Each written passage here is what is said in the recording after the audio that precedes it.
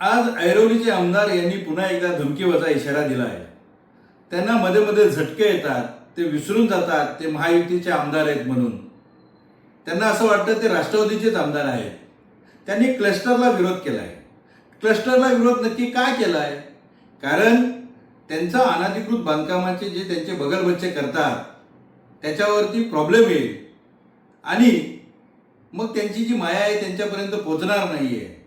आपण ऐरोली गाव असू द्या, घनसोली गाव असू द्या, कोपरखैरणे गाव असू द्या, नवे नवे तर त्यांच्या ज्या राहत्या घराच्या समोर 100 मीटरवरती बनकोडे गाव आहे. सगळ्यात जास्त अनधिकृत बांधकामं त्या गावात आहेत. सगळ्यात जास्त बांगलादेशी त्या गावात आहेत. सगळ्यात जास्त नायजेरियन त्या गावात आहेत. सगळ्यात जास्त ड्रग्ज तिथं होतं.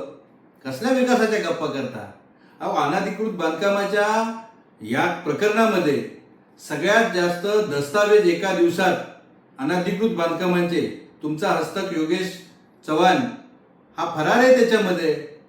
त्यामुळं तुम्हाला क्लस्टरचा विरोध नाहीये, तुमची माया, तुमच्या या सगळे बगलबच्च्यांचा प्रॉब्लेम होईल अनधिकृत बांधकामांचा, त्यामुळं विरोध आहे.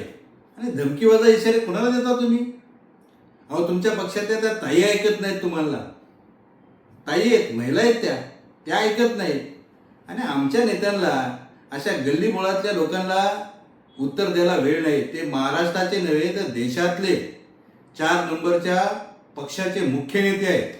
ते तुम्हाला भीक पण घालत नाहीत. हो, तुमच्या पक्षश्रेष्ठींना लक्ष वेधून घेण्यासाठी महिन्यातून तुम्हाला एकदा असं बोलावं लागतं. ही शोकांतिक आहे.